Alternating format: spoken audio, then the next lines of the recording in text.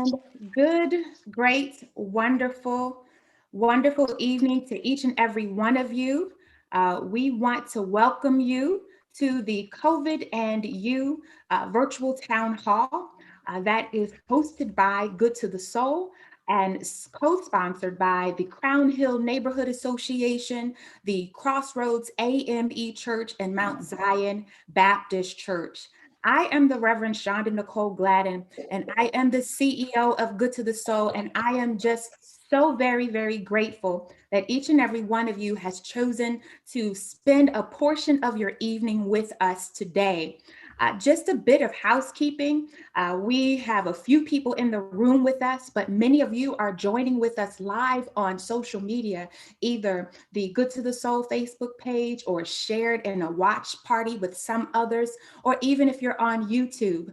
We don't want you to miss out on any of the action. So feel free to add your comments there. And in just a moment, our tech team will be monitoring and moderating your chat conversation. This is for the community, with the community, by the community. So please make your voices heard. If you are in the room with us, you will note that you do have the ability to use what we call the Q&A, the question and answer feature.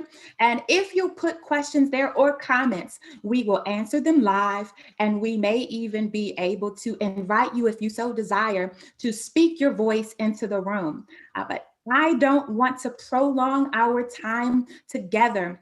I want to invite by video a greeting from the Reverend Jerry E. Davis III, the senior pastor of Crossroads AME Church. I do want to warn you just briefly, there's a mild bit of disturbance or feedback at the very beginning. Bear with it, and I promise you, you will hear a phenomenal greeting if you will just give it a moment. I am sure that you will hear and see all that is necessary. So I'm going to step on back and let you hear from Reverend Jerry E. Davis III.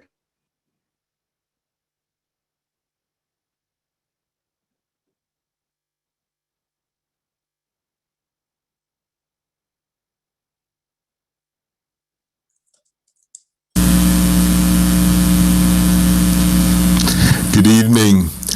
Welcome to the COVID and You virtual town hall event brought to you by the Crown Hill Neighborhood Association. We are so grateful to the president of the Crown Hill Neighborhood Association, Danita Hoskin, and to the vice president, Kimberly Estep, and to the entire team.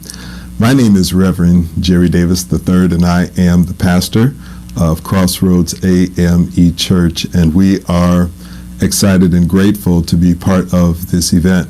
We are also grateful to Reverend Shonda Nicole Gladden, the CEO of Good to the Soul, who has worked diligently to bring this event to you this evening. We are also grateful to Dr. Philip K. James and the Mount Zion Baptist Church family for being a co-sponsor in this event as well. We are excited to be able to come together tonight and to learn from the doctors on the panel and to be participants in our own empowerment. We encourage you not just to be passive participants and listen to what the panel has to say, but to bring your questions, to bring your concerns, that we might all be empowered together and find a way forward through and out of this pandemic.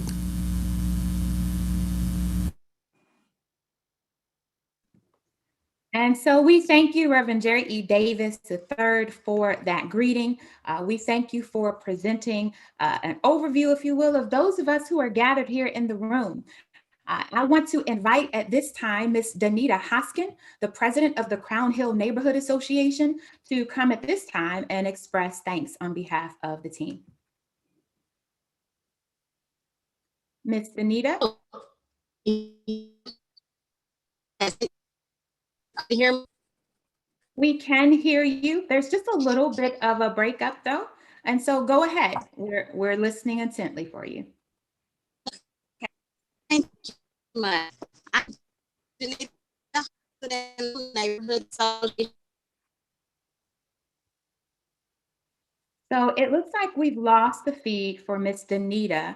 I'm not sure if she's on a device, but as soon as she gets back in, we'll make sure to bring her back to the stage to give her thanks. And so without further ado, I want to go ahead and keep us moving. You are here tonight because you've got questions. I don't know about you, but COVID-19 has really put a damper, if you will, on all of the plans that I have for 2020, but I am determined to not let it hold me down in 2021. And so the best way to be prepared and to make sure that we are moving into 2021 safe and sane is to get all the information that we can get. And so we have a beautiful panel of amazing doctors who will present to us information that is news worth knowing.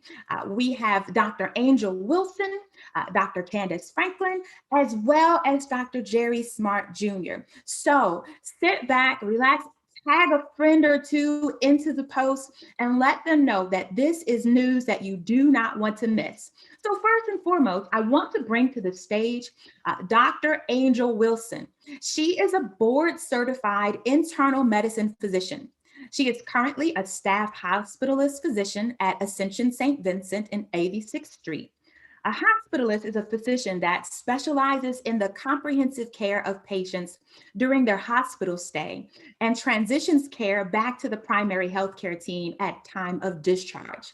Dr. Wilson is a dedicated nocturnist, a hospitalist that works at night. Dr. Wilson has a passion for underserved communities and strives to be an advocate for diversity, inclusion, and eliminating disparities in healthcare. Outside of the hospital, she is married with 3 children, and she has been coaching track and field through her local YMCA branch for the past 6 years. She's loved every minute of it. She did her residency at the Indiana University School of Medicine in internal medicine here in Indianapolis at the medical school. She did the Temple University School of Medicine in Philadelphia, Pennsylvania. For post-baccalaureate, she did med prep at Southern Illinois University in Carbondale, Illinois. And then undergraduate, she earned a Bachelor's of Science in Biology from the Indiana University, Bloomington, Indiana campus. Without further ado, I want to invite you to pay attention and listen up for Dr. Angel Wilson at this time. Wow, thank you so much for such an amazing introduction, Reverend Gladden. You're reading it and I'm like, is she talking about me? Is that me? So thank you so much for that. I also want to thank Reverend Davis of Crossroads, the wonderful pastor of Mount Zion. And thank you so much to the Crown Hill Neighborhood Association for having us and welcoming us to your community. So I am going to start off kind of talking about COVID-19 basics, if you will. COVID-19 vaccine basics, okay? What to expect from the vaccine, some information about it. Then my colleague, Dr. Franklin, is going to talk about if you or your loved one happen to get infected with COVID-19 and you need hospitalization, what to expect if you're hospitalized. And then Dr. Smart is going to talk about COVID-19 long haulers and some of the symptoms and things that people are dealing with that have been infected with COVID. And when they recover, those symptoms that seem to linger. So in terms of COVID-19 vaccine basics, we're going to do facts over fear. So why are vaccines important? Vaccines are important because they provide protection against certain diseases. How, you ask? Well, vaccines activate or they trigger our immune system to make antibodies against disease. So what's the big deal? So it's important because it provides protection without us having to get sick. Okay, so you all know back in the day with the 70s and 80s, Jesse Jackson would commonly rhyme things. Okay, so I was rhyming this in my head on the way here. So the protection without the infection. Okay, so vaccines help protect us without us getting infected. And that's why it's such an amazing thing. So if we go back a little bit, a few decades into the 1940s, smallpox was a big deal. But there's a reason why most of us don't even think about smallpox. Back in the 1950s, polio, some of the more seasoned folks out there might remember polio. They might have had a family member with polio. I just treated a gentleman the other day that was still dealing with the effects of polio. He was in his 70s. We don't think about that much because of vaccination. So for those of us that are not quite as seasoned, I'm in my 40s, okay? Chicken pox. I am still traumatized by those oatmeal baths and my mom putting socks on my hands so I won't scratch because of chickenpox. All right. I was infected. I have protection now, but I was infected. I went through a lot, as many of you did. Kids nowadays, they don't have to go through that. They don't know what it's like to deal with the chickenpox. Why? Because of vaccination. Part of routine childhood vaccinations is a chickenpox vaccine or varicella vaccine, protection without the infection. Okay, so now let's go into COVID-19. Right now, we have 3 approved vaccinations under emergency approval. Okay, the first 2 were the Pfizer and Moderna vaccines. Both of those were approved for emergency use in December of last year. The Pfizer was approved just a week before Moderna, okay? Our third vaccine that's been approved is from Johnson & Johnson or Janssen. You may hear them used interchangeably, same company, all right? That was just approved earlier this week, okay? So in terms of the trials, so the Moderna and Pfizer, their endpoint of their trials or the studies they did was they tested for any symptomatic infection. The Johnson & Johnson trials were moderate to severe disease, so slightly different endpoints, okay? But still, we have 3 emergency approved vaccines. So to get into it a little bit, in terms of the Pfizer vaccine, we'll start with that one. It's a 2-shot series, 2 injections. The first shot is the primer, and the second one is the booster shot, okay? They're supposed to be about 21 days apart from each other. That's 3 weeks. About a month or so ago, they were pushing people out about a week, and that was mainly due to supply issues, which are a lot better now, but at least 21 days. If you happen to get pushed out a week for 28 days, it's still okay. A minimum of 21 days in between the 2 shots.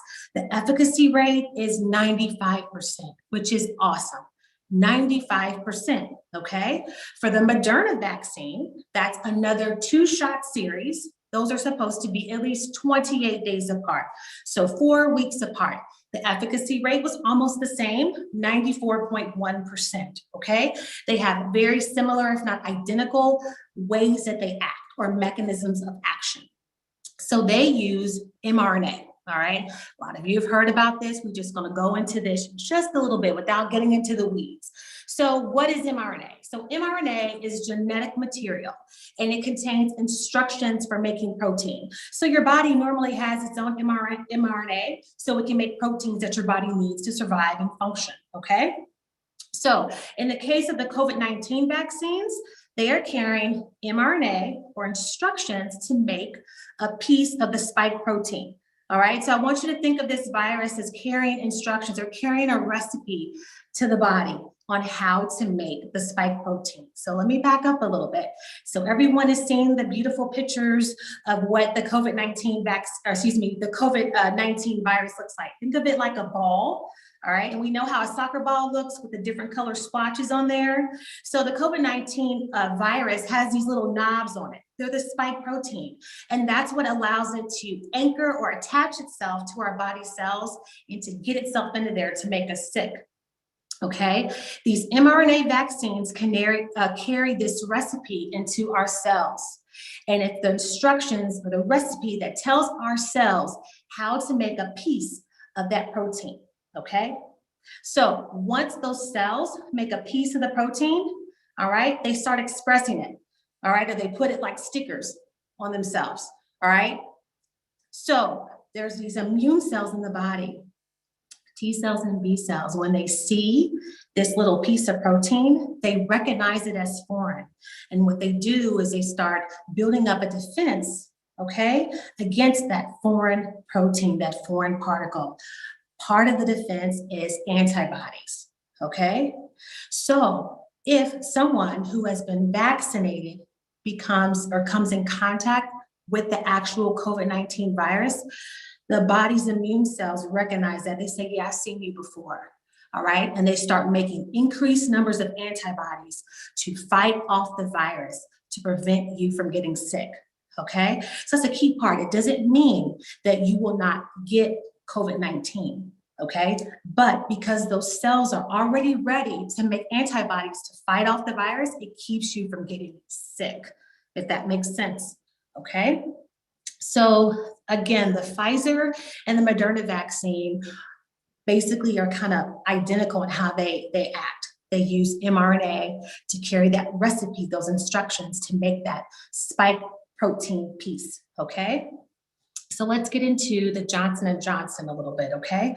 So again, Johnson & Johnson approved this week. It is just one vaccine, one shot. That's all you need is one shot, okay?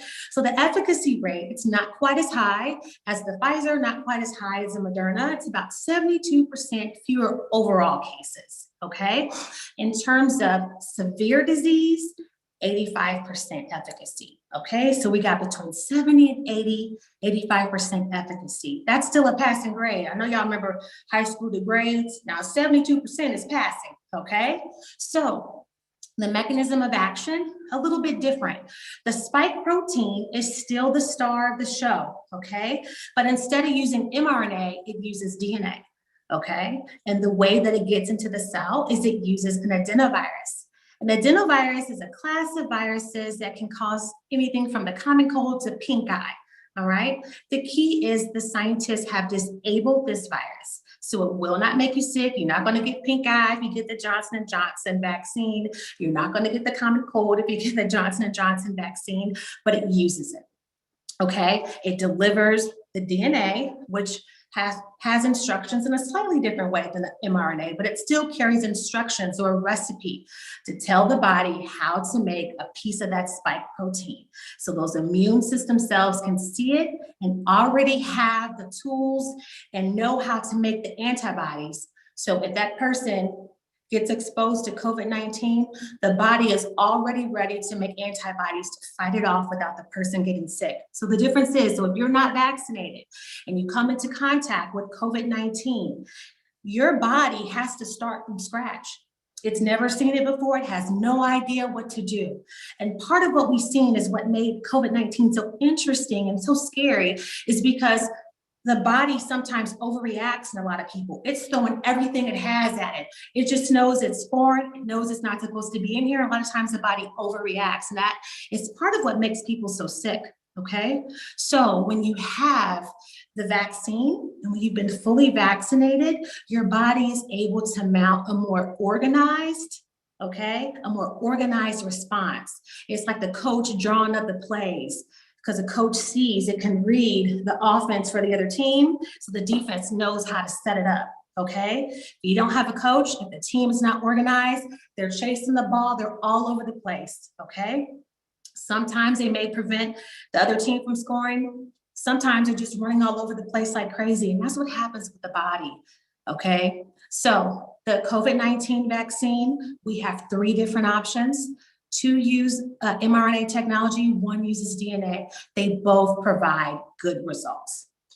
So I am going to hand off to my colleague. I will say that we are going to take questions afterwards. So if someone has more questions about that, feel free to ask us, but I'm going to pause there.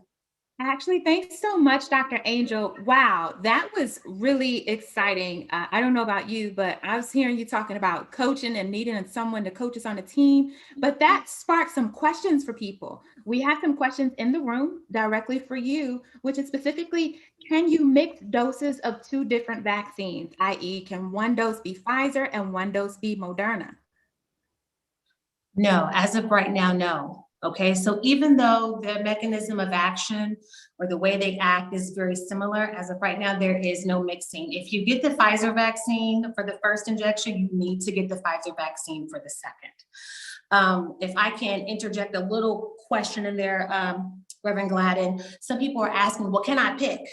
Okay, so some of the sites are now broadly advertising or saying we only have Pfizer, or we only have Johnson & Johnson, or we only have Moderna. If you're savvy enough or you have a loved one that's able to look and see, if you have a particular preference for whatever reason, then you can kind of gear yourself and register for a particular site. But in terms of having the ability to walk up into a facility and to say, I think I'm going to have the Johnson & Johnson, we're really not able to kind of accommodate people like that, if that makes sense. Yeah, that makes sense. You know, everyone's saying, I want Dr. Kizzy's vaccine because, you know, we trust people we think we can know. And Dr. Kizzy seems like she's one of our cousins or our baby sister. And so you're saying I can't go and say, can I get Dr. Kizzy's? No, you can't. But I will say, you know, personally, and each physician has their own different preferences. With me, my arm was ready for whatever they were ready to give me. Okay, with whatever, you know, because we didn't know when we went, we didn't know what we were going to get. And again, if you have the ability to target your registration because you have a feeling a certain kind of way, maybe you have stock with Moderna. Hey, that's fine. But again, please don't think that you'll be able to get to a place and kind of select like a menu. Just do a little bit of due diligence before if you have a particular preference. My preference for you is that you just get vaccinated. Wow. Well, thanks so much, Dr. Angel. Don't go far. We are certainly getting ready to come back for you. But next up, I want to go back just a bit. You know, one of the ladies who is responsible for our time here, and that is Miss Danita Hoskin and the Crown Hill Neighborhood Association. Crown Hill, wow, what a neighborhood. Miss Danita, greetings. Greetings, thank you, and how are you?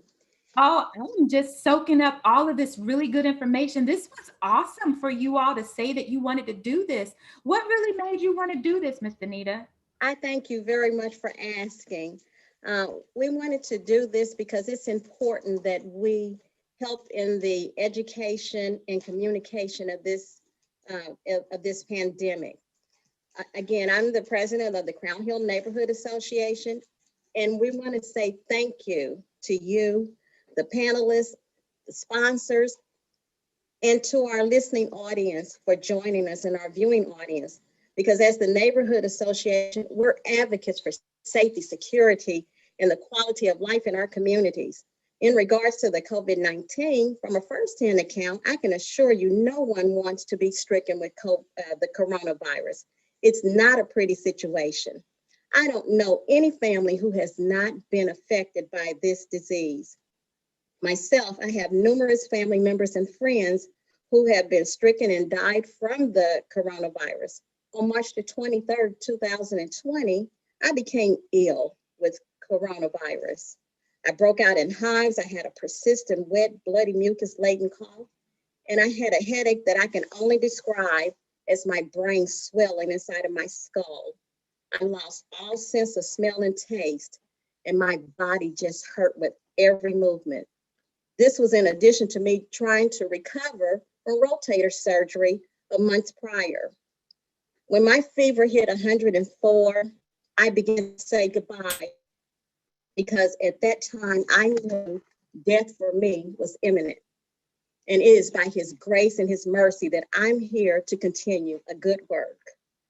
I want to extend, if I may, a personal thank you to those at the Raphael Health Center, the Martin Luther King Community Center, St. Vincent de Paul, Changing Lives Forever, our community partners, my friends, Crown Hill Neighborhood Association, and my family, because it took the whole village to save my life. I'm grateful that a vaccine exists so that others will not experience what I experienced or worse. Communication and education, I believe, is key to helping eradicate this awful virus. And again, I thank you for being here with us to help share this information. And we're so grateful to hear from our panelists. So thank you all. Wow, Miss Danita, thank you for that testimony. You know, it becomes real when we know someone personally who's been impacted by it. And so we give God praise. You know, I think most of us are spiritual people on here. And perhaps if you're in the audience and you're not, just bear with us for just a moment, because I heard Miss Danita said it was by the grace of God that she's still here. And so we affirm that reality and that testimony. And we just say, we are very grateful that you are still here. And now you're helping us to spread the word to the neighborhood. Ms. Danita, what you really said, though, is that it takes communication and information. And so if it's all right with you, I want to get a little bit more information from one of our dynamic panelists, all right? Absolutely, and thank you. Thank you, Ms. Danita. All right, friends, we are going to keep this party going. I am getting ready to invite to the stage one of our additional panelist, and that is Dr. Candace Franklin. I'm not sure if that is Dr. Candace Franklin that we are hearing from right now, but she is a practicing and board certified internal medicine physician who cares for hospitalized patients. She is a hospitalist, and a hospitalist specializes in the comprehensive care of patients during their hospital stay, as well as transitions their care back to the primary healthcare team at the time of discharge. She has a special interest in community outreach, particularly in underserved communities. She serves as the medical lead for the Ascension St. Vincent's Medical Mission at the home annual event, as well as on the patient experience and medication safety and technology hospital committees. She is a clinical assistant professor at Indiana University School of Medicine. And outside of the hospital, she enjoys concerts and reading and being a mother to her daughter and son. Educationally, she did her residency at St. Vincent Internal Medicine residency. Medical school was Indiana University, the School of Medicine. She has a Master of Medical Science from Indiana University School of Medicine and a Bachelor of Science in Biology with a minor in African American and African Diaspora Studies from Indiana University in Bloomington, Indiana. So at this time, it brings me great pleasure to welcome to the stage Dr. Candice Franklin. Good evening, everybody. Thank you for that great introduction. Thank you, Reverend Gladden and the Crown Hill Association for having me tonight. So as she mentioned, I'm an adult hospitalist, and so I take care of anyone who's going to come into the ER and need some sort of medical care while in the hospital. So what I want to talk to you tonight about is what to expect if yourself or a loved one is infected with COVID-19 and you need to stay in the hospital. So I want to also replace some fear with some quick facts. So some red flags that may indicate you need to go into the hospital for further care include difficulty breathing, chest pain or pressure, inability to stay awake or be awakened, confusion, or bluish face or lips. So if you go to the ER and you're admitted, then you're gonna be seen by a doctor or provider such as myself. Beginning in triage, if there's any suspicion of COVID, you're immediately placed in isolation. So that means you're in a room, restricted to a room, and then anyone who comes in and out to care for you, they're gonna be in an N95 mask, eye protection, a gown, and gloves. So the first things that as healthcare providers, we're concerned about when we see a patient we suspect has COVID-19 because your test may be pending or we may have the test back. Either way, what we're focused on right away is your oxygenation levels. And even if you don't look that sick, or if you're not having problems breathing, the oxygen can tell a different story. So we're focused on making sure that those are okay. And when I say okay, we want it to be 93% or greater. Because once you get below 93%, we need to look at ways to give you supplemental oxygen. So there are a variety of modes of how we deliver oxygen to our patients. To start, and what I think most people think of when they think about oxygen is what we call a nasal cannula, in which some prongs are placed in your nasal area and connected to a tube, which is connected to oxygen tank or on the wall. And we also have a couple of masks, face masks as well, that are able to deliver oxygen. And so we kind of we escalate up oxygenation as your body needs it. So those are some of the modes we use for folks who may not need quite as much, but then people need quite a bit more. So we have ways to forcibly give you high flow oxygen. We use special mask machines such as a CPAP or a BiPAP machine. If anyone knows anyone who has sleep apnea, they use these machines, CPAP or BiPAP. And so those are machines that we actually use with COVID-19 patients. We try to exhaust all our oxygen modes and needs before we end up to our last step. and that is mechanical ventilation or a ventilator. And that means you're intubated, in which a breathing tube is placed in your airway and the machine forces air into your lungs to help you breathe. So that is kind of our last step, and we've learned a lot in this past year in treatment of COVID-19, and we try to exhaust everything before we get there. So that's a little bit about oxygen. Like I said, that is our #1 focus and what we're zoning in on initially. We also are going to look at your various organ systems, because COVID-19 can affect everything. And so we're going to look at labs to start to kind of see if things like your liver, your kidneys, your heart, if there's any change in their function. Of course, you're going to get chest imaging. So this may be a chest x-ray or a CAT scan of your chest. You may also require CAT scans of other organs in your body as well. And so, you know, you're hospitalized. So it becomes, how do you treat that? You said, I'm going to be hospitalized. How am I treated? So it's a matter of if you're requiring oxygen or you're not. So if you're a patient who may have a milder form of COVID-19, but you need to stay in the hospital, and you're not having to require oxygen, meaning your oxygen levels are greater than 93% on room air, then we provide what we call supportive care. And that means we're basically treating your symptoms and monitoring you for decline. So that means if you have fevers, we're treating it with acetaminophen or ibuprofen. If you have symptoms such as vomiting or diarrhea, we're treating that.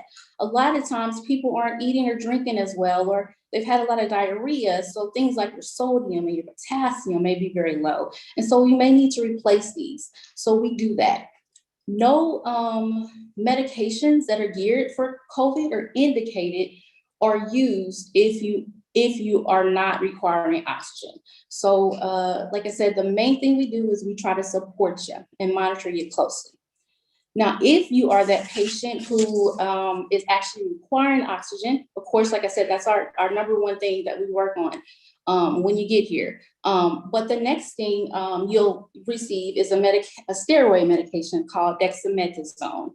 This is an anti-inflammatory medication. And what this does is this tries to lessen your immune response to COVID-19. It's, you know, a steroid's been around a very long time. And it's something that we can give pretty quickly in our COVID patients. Then, based on other factors, how severe you look, you personally, and if you are early in your disease or you have an early COVID infection, we actually have an antiviral medication that we can use. It, in fact, is the only drug that the FDA has approved for COVID-19, and that's called remdesivir. And so this is an antiviral medication. Basically, it decreases the replication of the virus and also decreases the spread in your body. Now, there are some other different medications and things you may have heard about.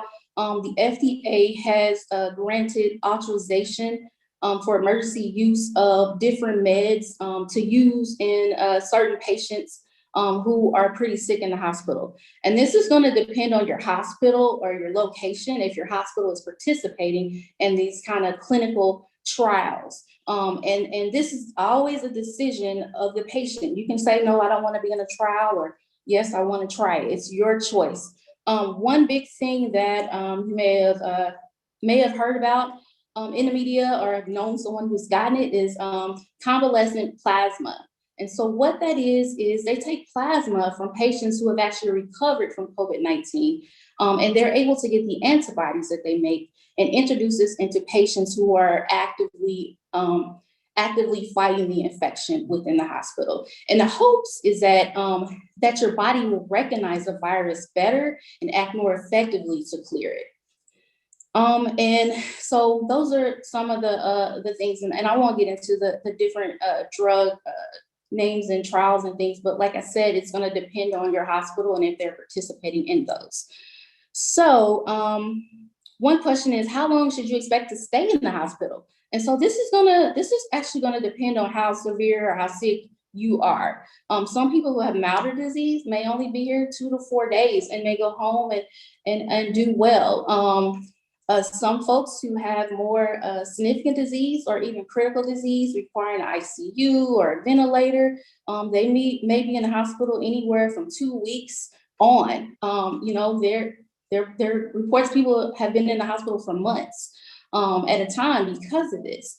And Dr. Smart is going to talk more about the long-term complications, but some people have needs that require rehab or long-term facility as well at the end of once they recovered from COVID-19.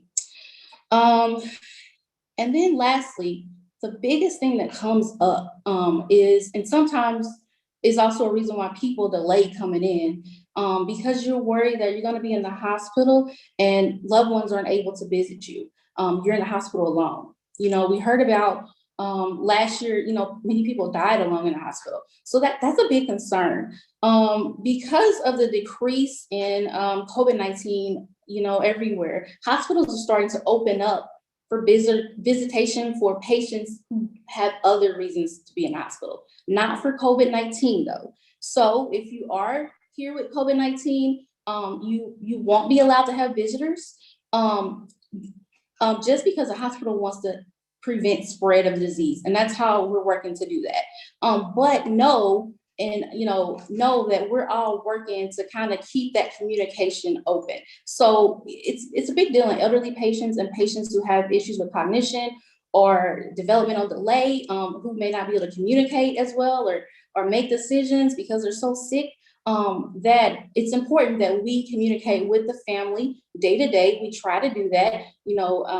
Staff is going to try to, they can work to try to arrange phone calls, video, iPad calls, and things like that, so that we can lessen that anxiety and kind of get you to that recovery mode. So that's just a quick kind of summary of what to expect if you find yourself hospitalized. So, Dr. Candace, I'm curious because, it's a little scary what you've just shared. How might someone prepare, not hoping to get COVID, not anticipating to get it, but I don't want to be away from my loved ones. Are there things that I can do to make sure that the hospital knows what I want to be done, especially if you're saying I'll have difficulty breathing if I contract it and I won't be able to be around my family? Are there things I can do to prepare in the unlikely and unhopeful event that I do contract COVID-19 to help my hospital care team? Mm-hmm.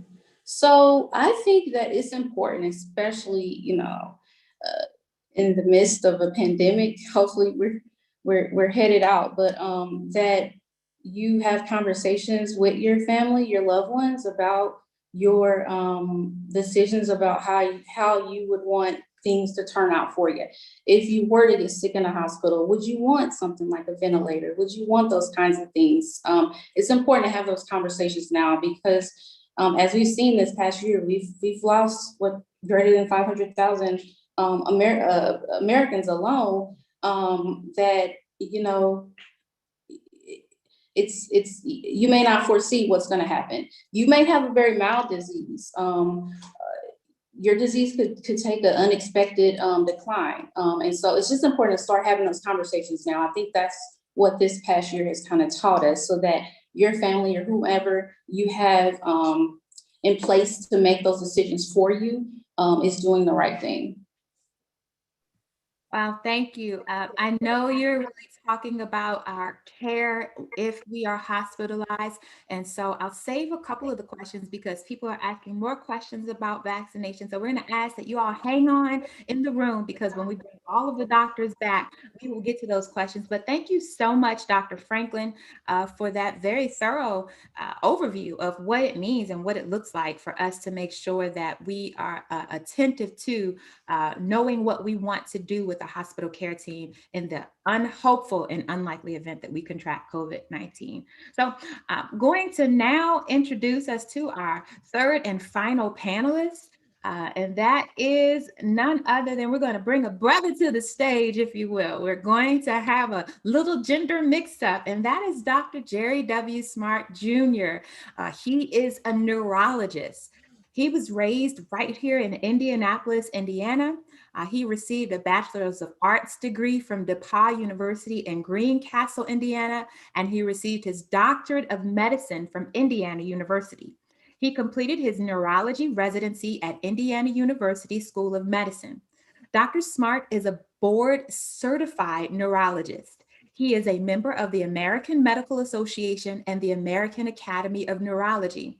He is also an active volunteer with the American Heart Association. In addition, he is the lead of a solo practice, Smart Neurology PC. As a thoroughly trained neurologist with a dedicated staff, Dr. Smart is able to offer clients and patients the most up-to-date methods of diagnosis and treatment for routine and complicated neurological disorders. Because his team truly believes in patient-focused care, they are additionally committed to improving the health of their patients through comprehensive patient education. And so get ready to make sure that you have all of your neurology questions ready, because Dr. Smart is the man who has all of the answers. Dr. Smart, come on in the room, if you will. Good evening. Good evening. Thank you, Reverend Gladden. And I'd also like to thank the Crown Hood Neighborhood Association for having this panel and talking about COVID-19 vaccinations. Again, why we're here to talk about getting vaccinated. African Americans are affected a lot more than anyone else, higher hospitalization rates, higher death rates. And we also know that during this time, African Americans also have the highest rate of high blood pressure, highest rate of heart disease and stroke as well. And we know that COVID also can cause some increase in blood clots that can also cause heart attacks and strokes. So with heart attack being the #1 cause of death in the United States, it's still occurring, but we find out now that a lot of people are having heart attacks at home. So we want people to definitely know the heart attack signs. If you have chest pain, shortness of breath, pain going up to the neck on the left side or arm, those are heart attack signs. Could be COVID related, could not be, but that's a medical emergency. Get to the hospital. Don't stay at home and have your stroke at home. Don't have your heart attack at home. Get to the hospital. The hospitals do have separate areas for COVID patients and non-COVID patients. You will be tested, so there is a safe haven. Do not have your heart attacks at home. Now I'm going to talk mostly about some of the complications of COVID. One of the things that we have found out is COVID-19, some people saying the 19 stands for, hey, I gained 19 pounds because of COVID. We had to stay at home. We're not eating properly. So we're gaining 19 pounds. So that's some complications that a lot of people are having that don't even have the disease. So, but COVID is one of the things that if you actually do get disease, you really don't want. Some people have very mild symptoms, but there's a lot of people who have really bad symptoms. And they'll tell you that they wouldn't wish that on their worst enemy. So you can't tell if you're going to have the mild symptoms or if you're going to be one of the ones that go down real fast and actually die from it. I've had several patients, several friends who've had COVID. Some have passed away. Some have actually survived. What we do know is that whether you have mild symptoms, moderate symptoms, or even severe symptoms, there can be some symptoms that last even weeks or months after you even recover from the disease. And the patients that we have that have the long-term symptoms that are lasting months, they've been given the name long haulers, like the trucks, semi trucks going on a long haul. That means they're going to be there. They're going to be there for a while. Now, most of these people, they've once you recovered from COVID, and now they're testing negative, but they still have symptoms. We know that about one out of every 10 people, so about 10% of people will have some long-term symptoms that just kind of persist. And what are these symptoms? These symptoms could be coughing. And if like I know, I try to hold my coughs back because it's not a good time to be coughing, especially in public these days, because everyone's going to give you that evil eye. What are you doing out? Go home. But you can get some persistent coughing after you've had the disease, body aches, joint pain, fatigue, and that fatigue can be ongoing, more tiredness, maybe just walking to the mailbox and back, you're more tired, going up your stairs at home, that you normally do all the time may be more taxing. And it can also be very debilitating fatigue, where just doing chores like washing dishes, you have to, go rest for 6 hours. That can all be some of the fatigue symptoms. We find that some people are still having some shortness of breath after they recover from disease. Loss of taste and smell, that can be signs of acute disease, but also that can persist weeks and weeks afterwards. And if you like to eat like I eat, my mother's from Mississippi, so she can cook some soul food, she can cook some desserts. So I have to watch going over there too often. Otherwise, I'll gain more than my COVID-19. But taste and smell are very important and for eating. So that loss of appetite, you may be able to lose weight that way, but that would be horrible not to be able to taste and smell. That does typically recover. Sometimes it takes 3, sometimes 6 months. We have seen difficulty sleeping can also be a side effect. And then daily headaches. That's one of the things that I've been seeing a lot in some of my post-COVID patients that I've had, is they've been having these daily headaches. It's kind of all around the head, kind of dull, aching, not quite migraine, so they're not really severe, but they're constant, nagging, hard to concentrate with those, hard to focus with those as well. And those can be a little bit hard to diagnose, but once you know that they've had COVID, then we're like, hey, yeah, this is part of the symptoms. Some other symptoms you can hear is brain fog. What is brain fog? That's when your brain kind of feels like it's in a fog. And that can be a lot of different symptoms. It can be confusion. It can be forgetfulness. People have trouble concentrating, trouble finding their words. Sometimes this can fluctuate. You may be okay for a few days, and then maybe a week or so, but then all of a sudden, you can't think quite straight again. So these symptoms can seem to fluctuate. Another big thing that I've been seeing more often now is nerve pain, numbness and tingling, mostly in the fingertips and in the toes. I've had some people had facial numbness, numbness in the arms and the feet as well, and the legs. I've had two patients actually just a couple weeks ago come in, and they said, hey, when I touch something cold, it really hurts my fingers. When I go pick up a cup of coffee that's warm, that heat really hurts my fingers. If I try to take a shower or a bath, that warm water, hot water, actually, it feels painful. What is going on here? They've had COVID. These are some of the complications of COVID that we find are still existent. Some people have the facial numbness, and they think that maybe they have a toothache or maybe they're having a stroke. Stroke signs would be, facial drooping, usually more in the lower side, one half of the face or the other. So if you're trying to smile, that smile is crooked. But facial numbness by itself is not necessarily a sign of stroke by itself. So those are some of the complications that we've seen, and a lot of those patients that have the long hauler syndrome had COVID with mild symptoms. Not everybody had severe disease. Now, if we go to the people who actually got hospitalized for COVID, these are people who had severe disease. They can continue to have some of those symptoms as well. But in addition, if you get hospitalized, you get on the ventilator, we know, 1, there can be some damage to the heart. 2, there can be some damage to the lungs that may persist. So that shortness of breath, that dyspnea on exertion, the exercise fatigue will be down. We know that even if you're on the vent for a week, at least a week, then another thing that can happen, you get a lot of deconditioning. So you haven't been up, you haven't been sitting up, you haven't been walking. You'd be surprised how fast the leg muscles get weak. So a lot of those people have to go through rehab after they get finished, just to work on strengthening the leg muscles so they can walk again. I've had several patients. One patient was on the ventilator for about 6 weeks. He said he went into the hospital. It was right before his birthday, and then he woke up 45 days later, and he had missed March Madness, and he's like, "Well, what happened?" He didn't realize that March Madness didn't even happen last year. That's where he was at, and then later they told him that, hey, he went into almost organ failure. They thought they had lost him a few times. What we do know is that sometimes our bodies can overreact. So we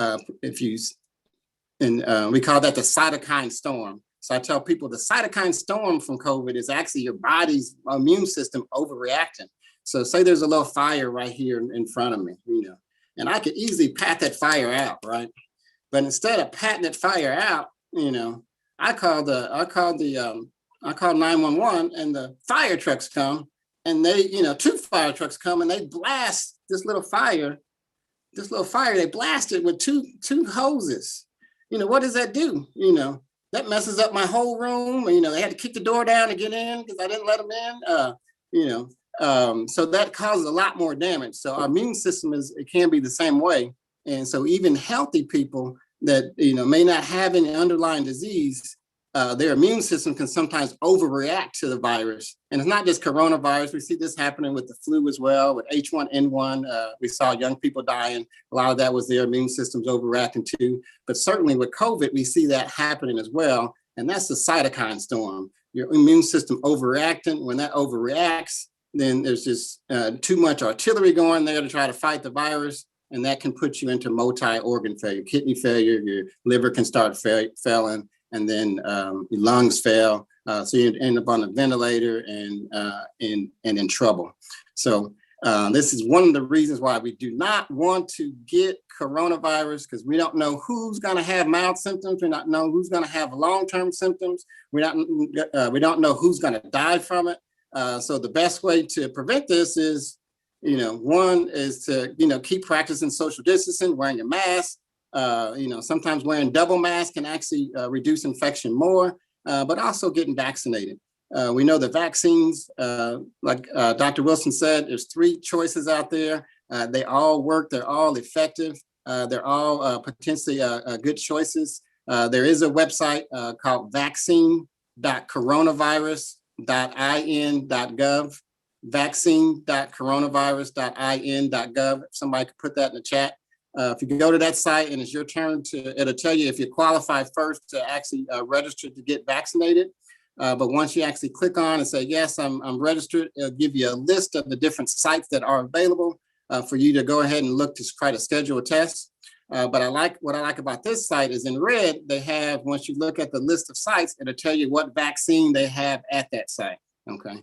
It'll say Moderna only, Pfizer only, and eventually we'll see one that says, Johnson & Johnson only. So that's one way you can kind of predetermine if you have a particular vaccine in mind that you want. That's one way you might be able to kind of predetermine.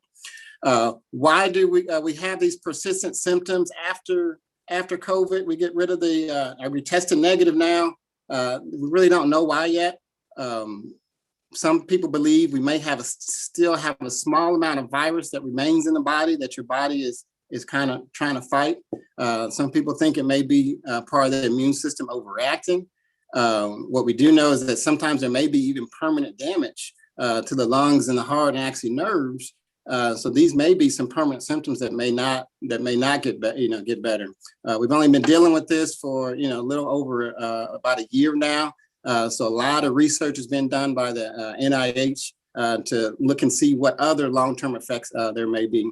There was a study, I think, in Ohio that took some healthy football players who had they were pretty much asymptomatic, or they had very mild disease, and they were finding that there were some changes in the heart in those football players.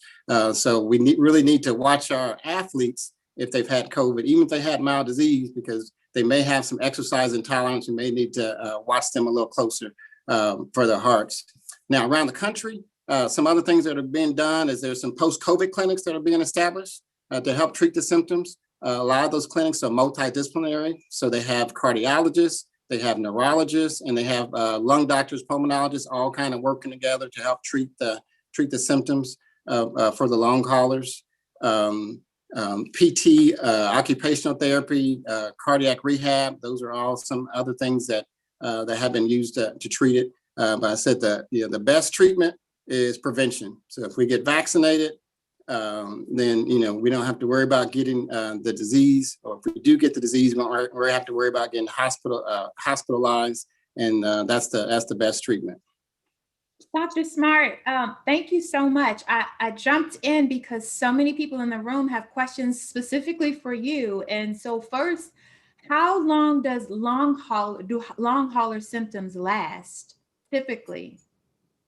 Yeah, that's what we don't know. If you're talking about taste and smell, a lot of patients will get that back between 1 and 3 months on average. There have been some people that gone about 6 months. Most of the time, that's one of the symptoms that does come back. One of the things that does come back to pretty much close to normal. I've had one patient's about 4 months out now. They got the taste back, but they haven't gotten the smell. So they are happy that they can eat their chocolate, enjoy their chocolate, but still not able to smell yet. Some of the other symptoms, the cough, the body aches, the joint pains, I've got one patient who's been over a year now, still having those symptoms. So it's going to be different for everybody. So I can't answer that question, specifically because it's going to be different from everybody, but it can be months up to years and maybe some permanent damage. Yeah, another viewer here in the room with us also said, thank you for speaking to the question around getting our sense of smell back, but is there anything that they can do to encourage the smell to return, or are there any tips and tools that you could give? Yeah, do not put ammonia in your nose, do not put bleach in your nose, so those things are no. Do not put hand sanitizer in your nose. That may damage the cells more. We do know that the olfactory bulb, those are the nerve cells from cranial nerve 1 that help you smell. Those are really tiny and they can be easily damaged. They do regenerate though, so it just kind of takes a matter of time. Anytime we're talking about nerves, some vitamins that can help the nerves are your B vitamins, B complex, B12, folic acid. Those are some vitamins we do recommend to help with smell as well as neuropathy. And there's just one more question for you before we invite our other 2 doctors to come back. And that is, someone says, Dr. Smart, a friend of mine had COVID and was hospitalized for months. She used to be very active and now she stays tired and says her body hurts all the time. What can be done for neuropathy, headaches, and pins and needle sensation? She probably needs to come see me if those symptoms are still going on. But definitely either your primary care doctor, but like I said, I'm treating a lot of post-COVID patients now, so I have some different techniques. There's prescription medicines we can sometimes use. There's some supplements we use as well that can help monitor the symptoms. Like I said, B vitamins can actually help sometimes heal the nerves. Coenzyme Q10 is an over-counter medicine that I like to use a lot. That can help with headache prevention. That can help with energy. That can help with muscles. That can also help with cognition and helping with some of that brain fog as well. So there's several different treatments, some natural, some supplements, some prescription, but we look at everybody kind of individually and kind of tailor things that way. But I usually tell people, if you are having those symptoms, don't push yourself too much. Okay. If you are too tired, don't push yourself to that point. It's important to get out, exercise, eat properly, especially diet rich in fruits and vegetables. Okay. Your blueberries, a lot of antioxidants is what your body needs in order to help kind of heal itself. Yeah, I was getting ready to say, eat properly. What does that mean? Because for me, I would love to be able to say that my pizza and my junk food, that's proper if I'm getting a few meals in a day. So thanks so much for clarifying that. Dr. Candice Franklin, we're going to invite you to come on back because there's so many questions here that people are asking in the room. And I don't know if Dr. Angel is still with us. We certainly want to make sure that we invite her to come to the platform, because I hope you all are ready. I hope you ate properly today. I hope you had your vitamins and that you are ready, because there's so many questions that many of the people in the room as well as watching online are asking. And so let's just jump right into it. The first question is, What is the timeline for when everyone will have the opportunity to be vaccinated? And I think you said, Dr. Smart, that that's that website that will have that information. Who'd like to answer that? I'll make a brief comment. I'll say that right now, every state is different. That's one of the things unique about the United States. We're united in some things, but divided in a lot of others. Each governor is allowed to kind of basically set their own rules in terms of who gets the vaccine and when. You know, the state of Texas has opened up the vaccinations just like they've opened up their states. So I know 40-year-olds in Texas are getting their vaccines. Currently now in Indiana, we're still at 50 and older, in addition to certain medical conditions, like if you have moderate to persistent asthma, or if you're a smoker, actually of any age. So we still kind of have some check boxes that you have to check if you're younger than 50, but in terms of just the age requirements for Indiana, we're still 50 and above. Outstanding. So additionally, if you currently take medication for blood clots, like they're saying Eloquise or warfarin, et cetera, is it safe to take the vaccine? It is. Yes, ma'am, it is. I guess I'll answer the question because it's about vaccines. So it is, it's okay.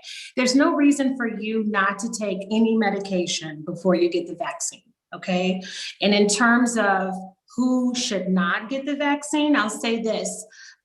If you have an allergy or had an adverse reaction the first time, then those are really the only people that is an absolute contraindication.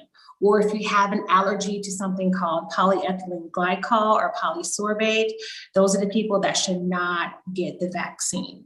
Everyone else, there's no red flag, no, you can't get it, okay? So if you have an allergy to X, you can still get the COVID-19 vaccine. I'll add, because I think there was a question that we received ahead of time in terms of pregnant women and women that are lactating.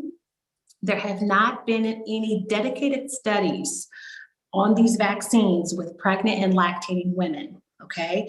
They're believed to be safe, but there is no hard randomized controlled trials that say it is. So it's a personal decision that each pregnant woman, each lactating or breastfeeding woman is making with their OBGYN, so. Yeah, so you mentioned that it doesn't matter if you are necessarily taking things. So someone is asking about infusions of Orencia, as well as having RA, and they're concerned about getting the vaccine. Should they be concerned? Will these infusions of Orencia complexify the effort, what is it, the efficaciousness of the vaccine? I can answer that. So with people who are immunocompromised, who have autoimmune diseases, MS is one of the main autoimmune diseases that I treat. But there's also patients who may have cancer and may be on chemotherapy. So what we do know is that if your immune system, if you're a little immunocompromised, so your immune system is down, then you might not mount as good a response as someone who's not immunocompromised. So if you're getting the Orencia, all my MS patients, if they're on medications that decrease, I tell them to try to get the vaccine right before the next shot. Okay, because if you have your shot, then that's when, right after your shot is when your immune system is going to be down the most. Okay, right before your next shot is when your immune system is going to be at its best. So that will be the best time to get the shot, will be get the vaccine is right before your next Orencia shot. And I've been telling my MS patients the same thing, right before their next shot, that's the best time to do it. We may need to delay the Orencia shot. We may need to delay the MS medication until you're fully vaccinated, about 14 days after you're fully vaccinated, and then you can go ahead and restart the Orencia shot or the MS medication. So thank you for that. Do these shots have to be taken annually if one gets the vaccination with these 2 doses now? Will we have to, like the flu shot, take it again next year? I'll take that as well. Oh. So right now, we're not sure exactly how long our antibodies are going to last from the vaccines. Okay, we know that if you actually get the coronavirus itself, people's antibodies are only lasting 3 to 6 months. Okay, so we think that with the 2-shot vaccines, that that's going to push it out to past 6 months. But the vaccines are so early right now, we don't have data right now to see how long that the vaccines are going to last as far as our immune systems. But so far, if we kind of look at coronaviruses in general, we know that we look at the common cold, for example.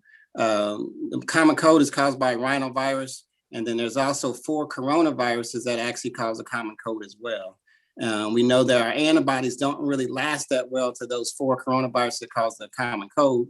So we expect our antibodies to wane some, but we're not really sure how long the vaccine is going to last. But it's looking like that COVID is going to be around for a while. We may not be killing as many people later on, but we probably will need to be getting vaccinated at least annually. But we're not sure if that's going to be every 6 months or if we're going to need a booster every 9 months. So research is still being going on right now to look and see how long are these lasting. And then as we get more variants that come out, more mutations, then they can alter the vaccine to help cover the mutations as well. Well, one of our guests wants to know what's in the vaccine. Do you happen to know what it's made of, that you can give it to us in a lay person's understanding of it? I can answer that. I can answer that. So in terms of the Pfizer and the Moderna vaccine, it's made up of a few things. So we have the mRNA, which is the genetic material or the recipe. Okay, to prevent the mRNA or that recipe from getting broken down by enzymes in the body, it's covered with a lipid, or let's just say kind of like a cholesterol or a greasy coating. Okay, and that's the polysorbate or the polyethylene glycol. It also has salts in it like sodium chloride, potassium chloride, and sugar. And the sugar kind of helps stabilize the molecule even when it's frozen, because we know that the Pfizer and the Moderna have to be kept very cold. So those are really the only things that's in the Pfizer and the Moderna vaccine. This lipid coating that goes around the mRNA, which is the recipe material, salts, like sodium chloride, potassium chloride, and sugar. There's no latex, there's no eggs, there's no preservatives at all, okay? In terms of the Johnson & Johnson vaccine, we know, like I said earlier, that it has the adenovirus, okay? This adenovirus it's modified, so it will not make you sick. Okay, so it's basically disabled, it's hobbled, okay? The other things that are in the Johnson & Johnson vaccine, a little bit of salt, so sodium chloride, a little bit of ethanol, okay? As well as some citric acid, some trisodium citrate, and HBCP, okay? It's a really long name, 2-hydroxypropyl beta cyclodextropolysorbate 80.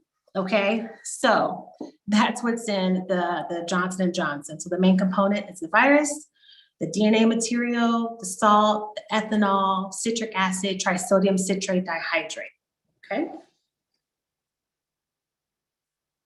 So thanks so much for that. I don't know if any of our other panelists who are here, I know that there's so many questions here that the next one is, do we see the impact of COVID increasing the cost of drugs, hospital stays, insurance, etc., across the board?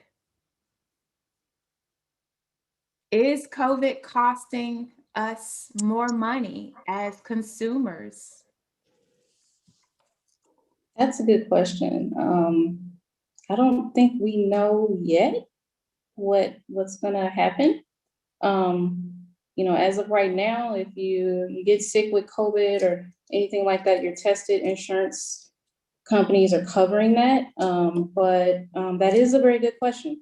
Next year, are we gonna see the impact of those costs? I don't know that we know that answer right now. Wow, that was honest. Thank you, Dr. Candace. And sometimes there are no questions that are off limits. We want to make sure that if you have a question that you can ask the question. So in addition to questions about the cost, with the government and our health reducing social distancing from 6 feet to 3 feet to full classrooms, what precautions should children under 16 especially have to still take to be safe?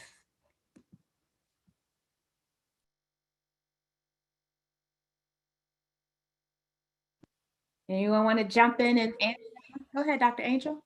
I'll say that we just need to continue to have them be mindful about wearing their mask, continue to be mindful about good hand hygiene, washing their hands.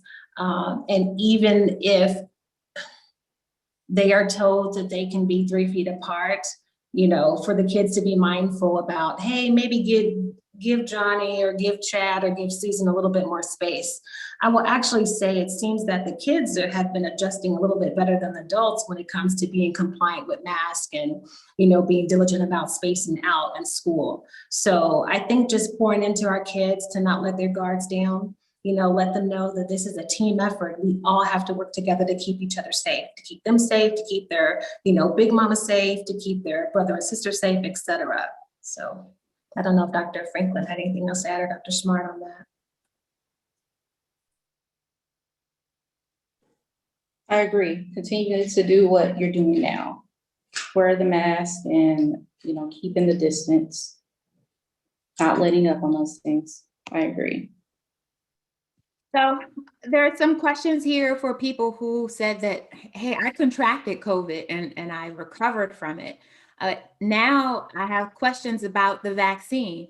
If I've had COVID and now I have some of the antibodies, should I still take both doses of Moderna and Pfizer? Will this be too much for my body? Is there any record yet of side effects this early? If it's been at least 90 days, it's okay for you to get the vaccine series, whichever one you get. Because as Dr. Smart said, we don't know how long these antibodies are lasting. You know, if they're lasting 90 days, 3 months, we just don't know. So yes, even though you have been sick with COVID, so your body does have some memory cell capability to produce antibodies, we don't know how long it's gonna last. So don't pass up your chance to get your shot if you're at least out of the 90-day window, okay? I did also wanna say, in terms of kids, they are looking to get data in the summer, Pfizer and Moderna, with the vaccine in kids. Okay, so the 12 to 15-year-olds, they're doing studies on them now. They're hoping to get data in the summer. So possibly the earliest there might be, emphasis on might, be a vaccine offered to 12 to 15-year-olds is the fall. Might. In terms of kids younger than 12, from what I've been reading, they're not looking at before 2022 for the younger kids. And again, we know that while it's not impossible for young children to get COVID, they're not that, you know, that target red zone population. So Dr. Angel, that's kind of scary, right? Because they're sending children back to school and they can't get vaccinated.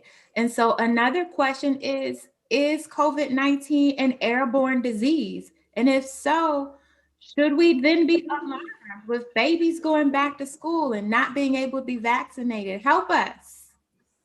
Yes, COVID-19 is something that can be passed in the air. And that's one of the reasons why masking helps. So when you mask yourself, when your child puts their mask on, they're protecting others more so than they're protecting themselves. So if their classmates have a mask on, their teacher has a mask on, we're all looking out for each other. This is a communal effort, okay? So we just need to continue to mask.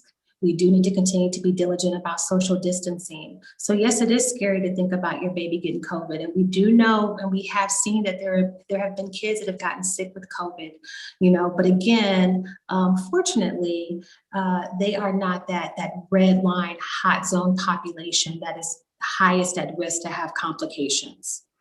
So if you or your loved one is very concerned about it, then you elect to do virtual learning. Thankfully, there are still those options there. If you're still not comfortable, or maybe you're someone that is immunocompromised. Let's say you're living with cancer and you're undergoing chemotherapy, and your immune system is significantly compromised. Maybe that's a personal decision you and your family have to make if it's worth the potential risk. So. Yeah, so, one of our co-hosts from Mount Zion is Reverend Dr. Philip K. James. Dr. James, hi. How you doing? So Yeah. I noticed that you had a really good question, and I thought, what better way for the people to hear you and see you and know? Now, are you going to tell us the big news about what today means for you, or you just want to ask your question? Well, okay, that you put it that way. My wife and I did have the Pfizer shot today. And as of right now, I'm doing really good. So praise God. Look at you, you're at town hall after you got vaccinated. So yes. see you in the flesh. Dr. Smart, you talked about persons with MS and delayed 14 days. And so can you bring more clarity to that in terms of if you have Pfizer or Moderna, you have a 28-day wait for Moderna, 21-day wait for Pfizer. The Johnson vaccine is a one-shot deal. So can you bring a little more clarity to that? Because you said when you, just before you take your medication, that's when you want to get the shot. And then you said something about 14 days after the shot. And I'm thinking you mean, can you just bring clarity to what you said about that and MS? Okay, sure. Yeah, I was talking about the patients who are getting infusions. I have a MS patient that's on Ocrevus, for example, and that's every 6-month infusion. So it's not an every month infusion. So what we do know is that the best time for them to get vaccinated is right before their next infusion. So what we have them do is go ahead and get fully vaccinated. So if that's Johnson & Johnson, that's one shot. If it's Moderna or Pfizer, then they get both shots. And then they need to delay they might need to delay their regular MS treatment for a month. So they need to do it 14 days after the second shot of the 2-shot series, or 14 days after the 1-shot Johnson & Johnson series. Okay, great. Thank you for that. Yeah, can we stay in that vein of questions? Because another person here in the room says, if you have an X-ray scheduled or a mammogram scheduled, can you have the COVID vaccine? Yeah, so should be no contraindication. There's nothing in the vaccine that is going, some people are saying that, hey, there's going to be a chip in the vaccine. They're going to be able to track me all over the place. That's a myth that's going around Facebook and different things. So there's no chip in there. So, I guess if there is, go ahead and get your X-ray. If it shows up, let me know, because, we need to tell people something different. But no, you can get your X-rays, you can get your ultrasounds, you can get your procedures. Okay, so thank you so much for that, because I know a number of people were just kind of expressing some worry and some concern that if they have anything in terms of medical procedures coming up, what might they have to do? I want to see if we can take a few questions from the social media area, as well as from our pre-registered guests, and that is the question about, what does it look like if you find yourself with taking the vaccine? Is your DNA affected in the long run? I know you said there's no chip that's going to track me, but does it change my DNA? That's a question here in the room. No, it does not. It does not. So the mRNA that's used in the Moderna and the Pfizer vaccine is actually degraded in the cell. It actually does not get into the nucleus of the cell as mRNA. The Johnson & Johnson vaccine does use DNA to provide the recipe or the instructions to make that protein, but no, that piece that provides the recipe does not get incorporated into our own DNA. It does not. Awesome. So there's a pretty detailed question here. I don't know if you panelists can also see it here, but one of our guests in the room says, I am now on oxygen on a BiPAP machine with lung and heart damage after an 8-day stay in the hospital last February, 2020. None of my doctors say I have survived COVID-19, but I have a lot of these symptoms. How can I find out if I survived COVID and not just have pneumonia virus? This was February of last year? 2020. Mm-hmm. So that's hard to say. Now, there is a test that even a lot of the urgent cares are offering where they can test your blood to see if you have the antibody to COVID. So if you have not been vaccinated and you go get your blood test and antibodies pop up, it's evidence that you have been exposed to COVID, whether or not you had an asymptomatic illness course or you were sick in the hospital like this lady, and thank God she survived. If this lady, if she has already had the COVID vaccine series, then it's too late to do any testing. So if she has not had the COVID vaccine series, she could get a test to see. Now, here's the thing, like we've said a few times in this talk, we do not know how long those COVID antibodies last. So she could have had COVID last year, okay, had those antibodies, and they could be gone in her system. So I guess I would say you don't know. And given that I'm not sure whether or not your insurance company will pay for the test to see if the antibody is present or not, I would not waste your money, okay? Because it won't tell you definitively one way or the other because we just don't know how long those antibodies last in the system. Okay, and that's why Dr. Smart alluded to, we're probably going to have to get boosters in the future after we get the vaccines because we just don't know how long they're going to last. So hopefully that answers your question. Yeah. And I was going to say, yeah, if she looks and see what symptoms she actually had, because certainly February last year, that was before we even knew about COVID here. So certainly COVID was probably in the United States, in the end of 2019, probably. So there are a lot of patients that probably had COVID and didn't know it because we weren't looking for it. So if she had if you go back and look at the symptoms that you were having back in February of last year, if a lot of those fit the current COVID symptoms, then more than likely you probably did have COVID. And so would it be acceptable for her to try to get the vaccine? Because she said, I've not had the vaccine yet.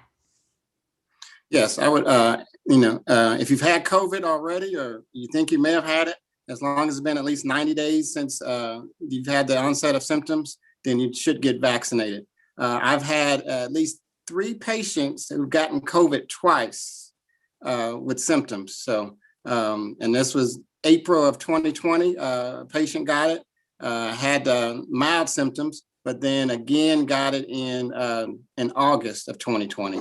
And still had some mild symptoms, so tested positive both times. So COVID is one of those things you can get over again. So if you get the vaccine, like I said, we're not sure how long it's going to last. We should have lasted at least 6 months, so that'll give you 6 months of protection. So as long as it's been 90 days after you've already had COVID, I would go ahead and recommend everybody get the vaccine. So we have another doctor in the room here with us. Who is also putting some information here in our Q&A. And so I'm curious, are we familiar with Dr. Nathan Ross? Yes? Yes. Okay, how you doing, Dr. Ross? So I wonder if Dr. Roth, if you are able, we'll give you the opportunity to come on up and to share that information that you have as you are talking specifically about getting the vaccine after a mammogram. And so, Dr. Roth, if you are willing, go ahead and speak into the room, and we'll be so grateful to hear from you in this moment. But while we're trying to see if he's going to be able to respond, I want to go down to this next question here, and that is that it's been said that there's been a lot of vaccines wasted of the same brand and bottles. Why can an open vial of the same vaccine not be combined safely? Why is this being treated differently? And how does one go about being present if I've heard people say, hey, I'm going to just go and hang out where I know they're giving out the vaccines, and if at the end of the day they haven't been able to use them all up, I'm going to be there with my arm so that they can give it to me. Can you speak a little bit to wasted vaccines?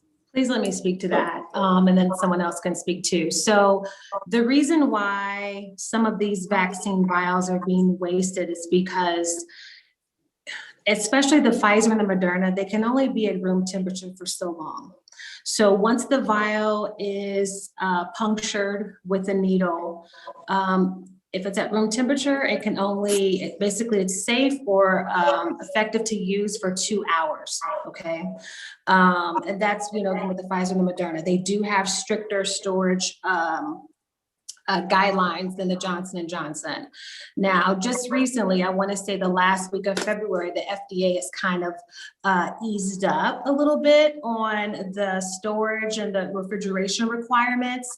So they don't have to be stored quite as cold for quite as long, but still, it's still a little bit more rigid than the Johnson & Johnson. And that's because, again, they use mRNA, which is a little bit more bougie than DNA, okay? The DNA-based vaccine. So that's why.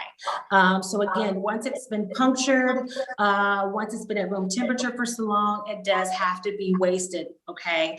I want to say the Pfizer, each vial is maybe 5 doses. It's kind of like when you open up milk or you open up something, it's only good for so long. In terms of, yes, some people are hanging around in vaccine clinics and getting leftovers.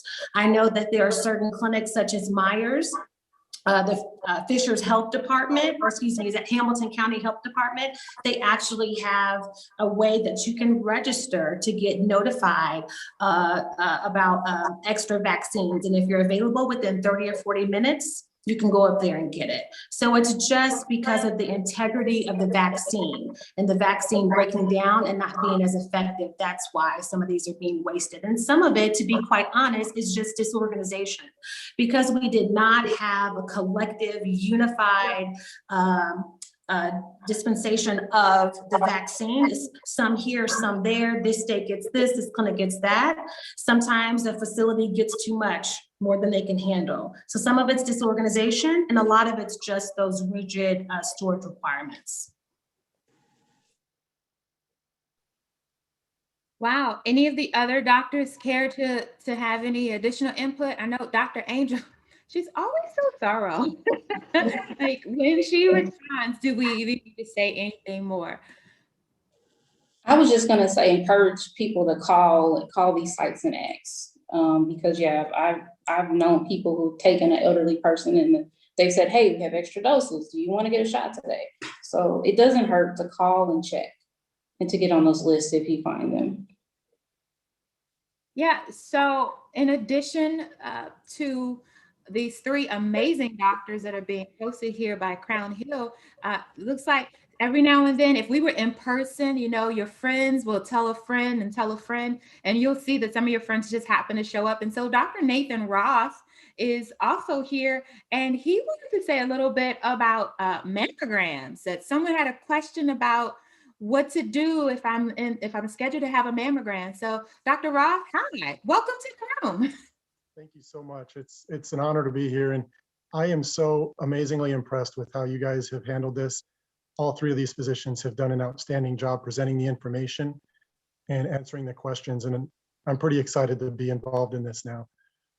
For the mammograms, I definitely agree. Mammograms are completely safe to get, and there is no concern. However, once you get the vaccine, the changes that it can have in your body potentially could cause false positive concerns, making it look like there's something there when there isn't. And we don't know that yet. And so some of the societies for radiologists would recommend you wait 4 to 6 weeks after you finish your series. So if you get the Johnson & Johnson, 4 to 6 weeks after that first shot. If you get Moderna or Pfizer, 4 to 6 weeks after that second shot. And that's just to make sure you don't have any false concerning signs that would make you worried, oh no, I might have breast cancer, when really it was just a reaction to the vaccine. Yeah, I mean, we don't need to have any more worries. And so thanks so much for that. And we're glad to have you visiting with us in the room. On behalf of Crown Hill Neighborhood Association, Crossroads AME Church, and Mount Zion Baptist, thanks for hanging out with us for a little while this evening. And so, you know, doctors, there's so many questions. We could technically be here all night, but we're going to probably take about another maybe 5 or 6 questions. And so if you're watching live on YouTube or on Facebook, make sure you get your question in, because we are rounding out the night in just a few more minutes. And so this is the big question. People are asking about flu shot, coronavirus vaccine. If I get the flu shot, do I take the vaccine? Can I take the vaccine and the flu shot at the same time? How much time should be required between shots in order for me to take my flu shot? Can I get the whooping cough vaccine or a shingle vaccine or a pneumonia shot? Basically, how many shots can I get and still be safe and effective with the coronavirus vaccine?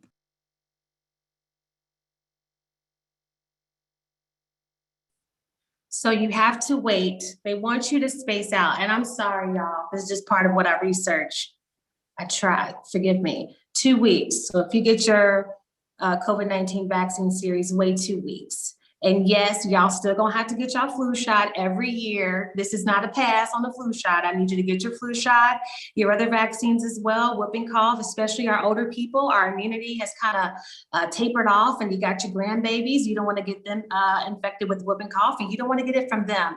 So yes, it's still important to get your other vaccines. Your wonderful family medicine doctor or internal medicine physician will keep you up to date on that. They are still important. So the COVID-19 vaccine covers COVID-19, not the flu. You will still have to get the flu annually, and you do need to wait at least 14 days. Okay, so don't throw away any of the shots. We've still got to get all of the shots. I hear you, Dr. Angel. So also that was a really corny Hamilton reference if you didn't get it. There's another question here that someone is asking specifically, that when I think about just having last week taken the Polio bone health treatment for osteoporosis, would it be okay to take the vaccine this week? I already have an appointment this Saturday. One of our viewers here has said, so do they need to reschedule? Can they go in if it's been 7 days, it sounds like, between the bone health treatment for osteoporosis and the vaccine?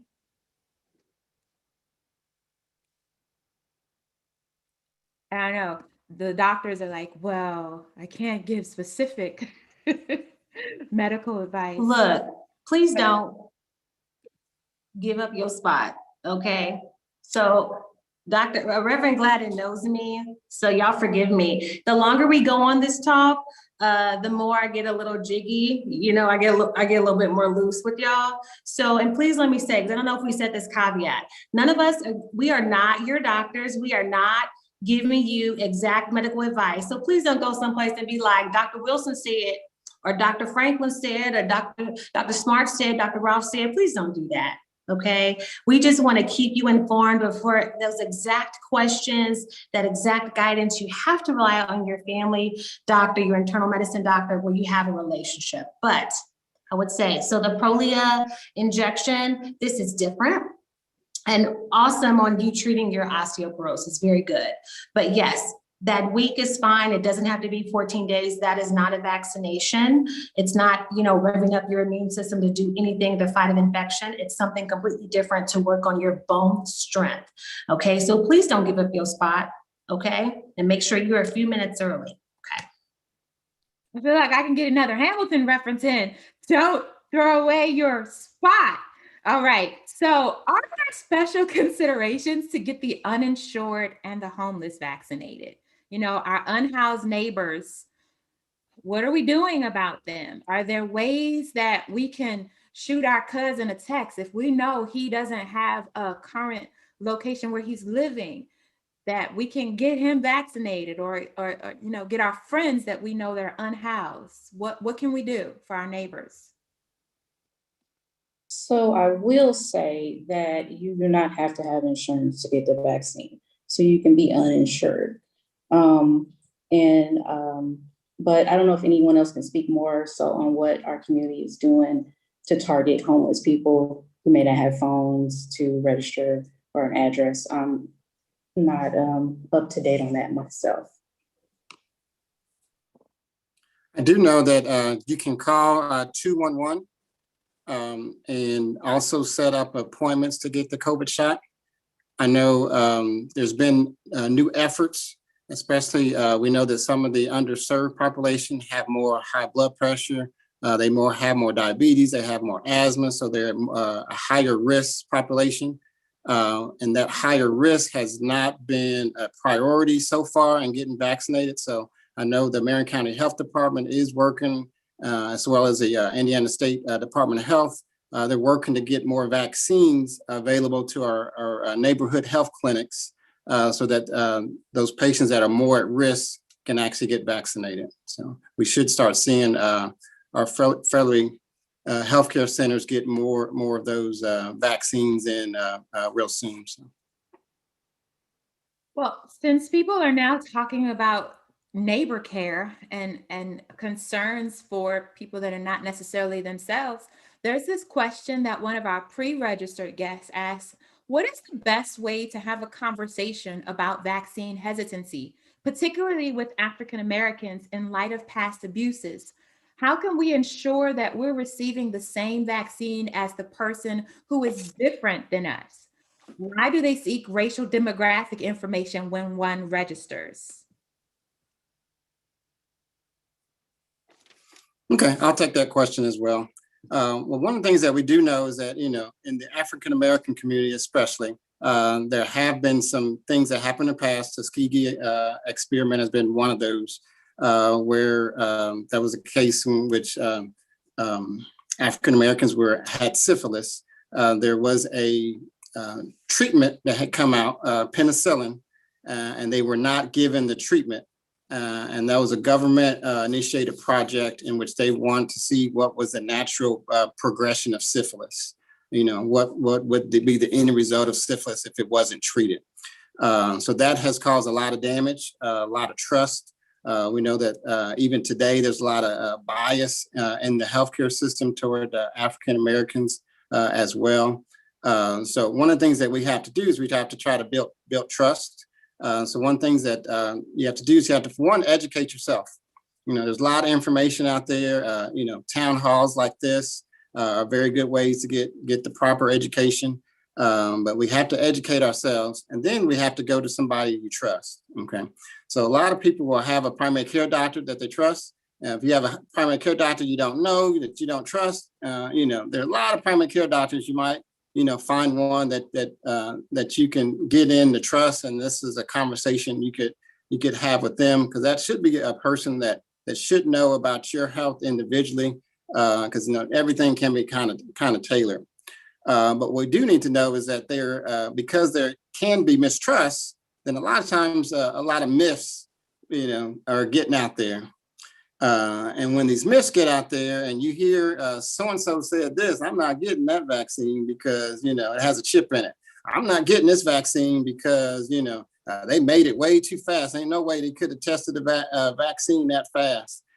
So, you know, a lot of times, you know, we got bad publicity gets more news and spreads faster than actually what the good things are. So we had to make sure that we're getting our information from a good, trustworthy source as well. We can't go by he said, she said, my cousin said this. unless they actually had the vaccine themselves. If you ask them, they didn't have the vaccine either, but they're talking about something that they heard on Facebook. So we got to educate ourselves. We have to get a primary care doctor that we trust. Participate in town halls like this. Marion County Health Department has some things as well.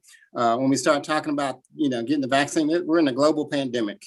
We know that especially African Americans are, like I said, dying at a higher rate. We're hospitalized at a higher rate than all of the other counterparts, racial counterparts. So this is a disease that's certainly affecting us. And right now in the global pandemic, guess what? Everybody's getting the vaccine. All races are getting the vaccine. It's not that they're targeted just at us getting the vaccine. So from what I can tell and what I can see, the vaccine is safe. They're not going to be switching vials in between people based on the way you look. When we start talking about collecting data, the data for demographic data that's being collected, that's just to see who is getting what, so that they can allocate resources to areas and focus on areas that may need to be focused on more. So if we think about the demographic data, kind of like the census. So the census is really out there, so they can allocate more resources, more funding towards schools, as well as more into different areas. That's one of the main reasons they collect demographic data as far as race. So when we're looking at who's getting vaccinated, if we find that, hey, African Americans, only 10% of African Americans in Indianapolis have gotten vaccinated, then we know that these needs to be more focused effort to get, hopefully close to 80-90% vaccinated, if not 100% vaccinated. We know 100% is really stretching it. Probably 70% is even really stretching it. But that's just a way for them to collect data to figure out where resources need to be, where we need to focus on getting people vaccinated more. So you keep saying getting out, getting out, getting out. People have talked about locations and sites to go and get vaccinated. But what about people who can't get out? Is there a homebound program for vaccinations for people who can't get out? If you don't mind, I might take this one. I can't tell you how honored I am to be in Indiana, because our state has done better than really any other state. At one point, we were the second most vaccinated state very early on, and our state Department of Health has done really well. And one thing that they have done is they actually have EMTs that are being contacted by vaccine locations saying, hey, we have some extra doses that need to be used still today. Are you able to use them? And they are going to homebound individuals that are on a list. And so we, especially in Marion County, have our emergency personnel going to the people who can't get out to get vaccine. And as Dr. Smart said, they're getting the same vaccine as everybody else. I'm really excited how our State Department of Health has handled this. Well, how can I get on that list? I mean, is it a secret list? How does one get their name on that list? I would start by calling 211, as Dr. Smart said earlier, and they will get you hooked up with the resources that you need. That if you're not technologically savvy to navigate the internet, that's the easiest way to do it. So 211, everybody who has a landline, does 211 also work on a cell phone? So anyone who has a phone, if you call 211 here in Indiana, you should be able to put your name on that list. Can I put my family member's name on that list? Can I call on behalf of my grandma if she doesn't really do telephone or technology because she can't hear well? Can I call for my grandma? Yes, you can. And you might be on hold for a while because 211 are getting a lot of phone calls. So get your popcorn and have something else to do. You might be on hold for a little while, but just be patient if you are calling. There are some, but they will get to you. Reverend Gladden, may I also say something? I'm sorry.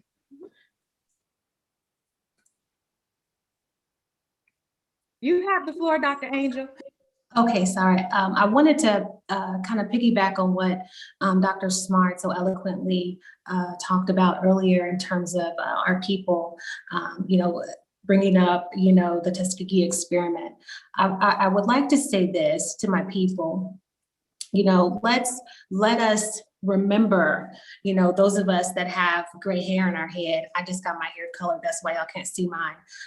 What it felt like to have the chicken pox, and like for my big sisters that are a few years older than me, to get that smallpox vaccine. Those of you that lived through the polio scare. Would you want your grandbaby to have the chicken pox? Would you want your grandbaby to potentially have polio? Some of these vaccines, we don't even think twice about. It's like, yeah, okay. They're getting their measles, mumps, rubella, they're getting their chicken pox vaccine. We do it without hesitation.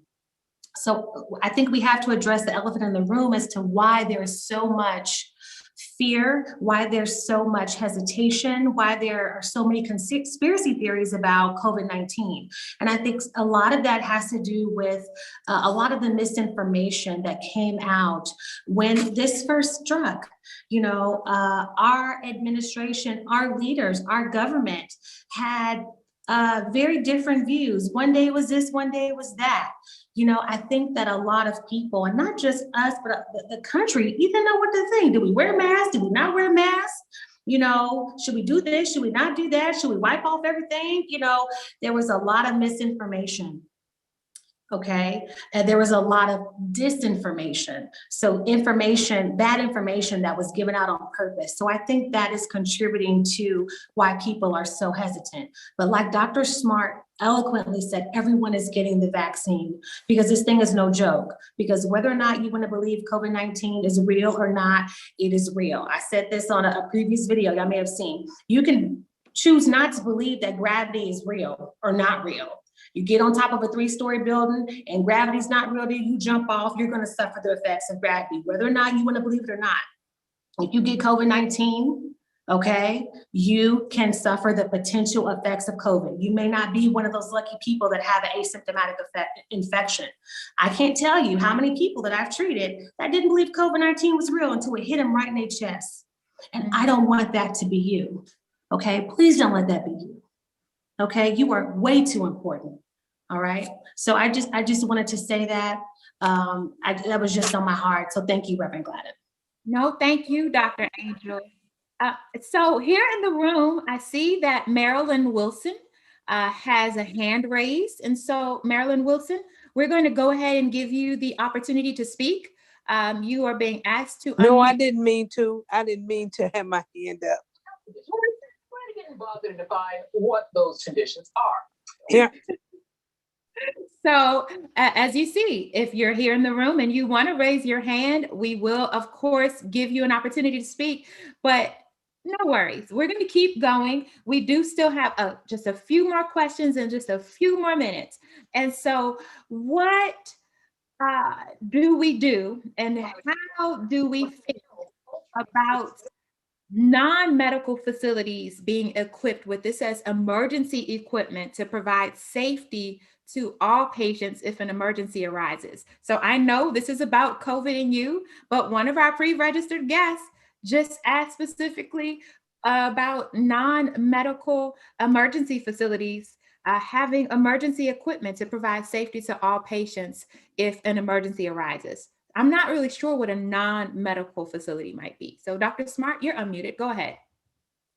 Okay, that's a good question. What we do know is that there's certain people who may have more allergies to things. May not necessarily be the vaccines, but if you have multiple allergies to things, then you're someone who probably want to get vaccinated at a hospital. Okay.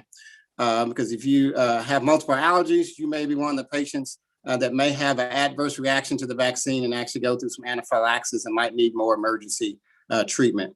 If you're someone who doesn't have a lot of allergies, then more than likely, 9 times out of 10, you're just going to have the normal side effects of a sore arm, maybe some flu-like symptoms that won't require any emergency equipment or emergency help. But any non-emergency facility will still have access to 911, so you can still get the emergency treatment you needed through 911 services. Wow. Okay. So thank you so much for that.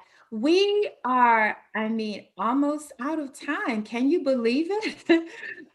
If you're in the room with us, want to give you an encouragement to go ahead and raise your hand, hit the button, and we will receive that as you're clapping for our guests, for our panelists.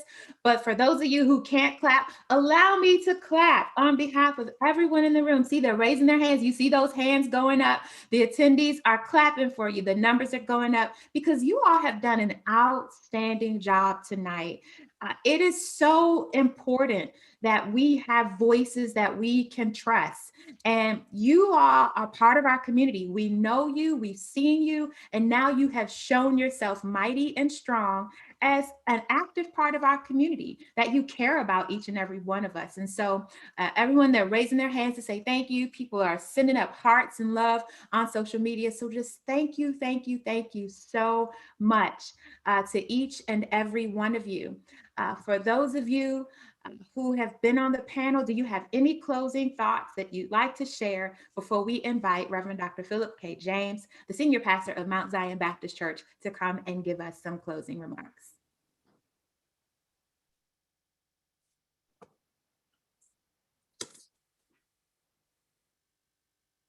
Dr. Smart, you're unmuted. Go ahead. Okay. Like I said, coronavirus, other than gaining the 19 pounds, for people that haven't had it, can cause some long lasting effects. Like I said, we've seen people have, acute symptoms really bad. We've seen people actually die from it. So this is something that is affecting, our community. It is something that is real. It is something that you do not want to have. So if there's a way that we can prevent it and get vaccinated, then that's what, what we should do. The vaccines are safe. We've heard, the panelists speak today. They are safe. The vaccines are effective. The flu, if you look at the flu, we haven't had much of a flu season this year at all. Why? Because we've been wearing masks. Everybody's been washing their hands. They've been social distancing. You haven't heard much about flu, and flu season is almost over in a couple of weeks here. So there are things that can help. So getting the vaccine is certainly something that's recommended. If you got any questions, any hesitancy, just remember the coronavirus itself does not discriminate. It doesn't care if you're fat, doesn't care if you're skinny, doesn't care if you're black or white. It doesn't care how old you are. We've seen kids die from it. We've seen teenagers die from it. So it doesn't matter, does not discriminate. So since it doesn't discriminate, then we need to do what we can to fight against it. And, the best thing we have right now is the vaccine. So tell your loved ones, if they haven't gotten vaccinated, encourage them, educate them. If they're putting out misinformation, try to correct them, point them to a site where they can get some additional information. I think there's going to be other town halls going on around the community. I think Eskenazi has had some. There's other church groups that are having some as well. So you're probably going to see a lot more of these coming out as well. So get educated. Thanks, Dr. Smart. Real quick, I'll just jump in and say, again, I'm going to say, I am so grateful that a vaccine exists so that we can help eradicate this problem. I also want to say thank you to everyone for being here tonight and being open and vulnerable and learning and sharing, because as I said before, communication is key. So thank you. Thank you, Ms. Danita. Dr. Franklin, Dr. Roth, Dr. Wilson, either of you care to share any closing words? Don't miss your shot, like you said. Don't miss your shot. I ditto what Dr. Franklin said. Don't miss your shot. Thank you for having us.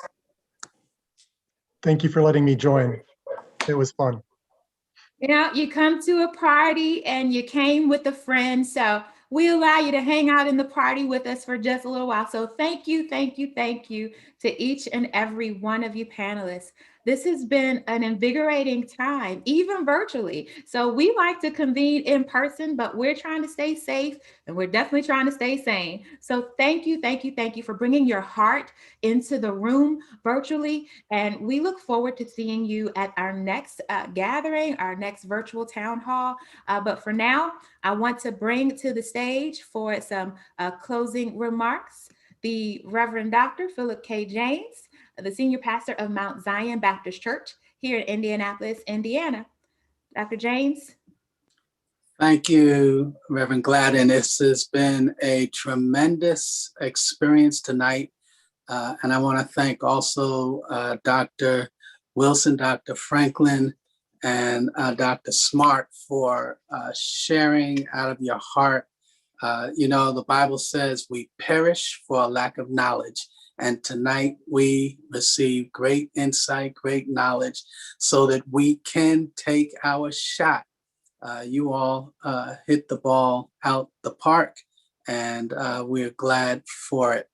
One of the next virtual town hall meetings that we plan to have is dealing with the trauma and grief around the pandemic, around COVID, and how to thrive and how to cope with the results of grief and trauma. So look for that in a month or so that because we know people are experiencing that throughout our community, and we want to be able to address that so that people can continue to thrive through the midst of all that is going on.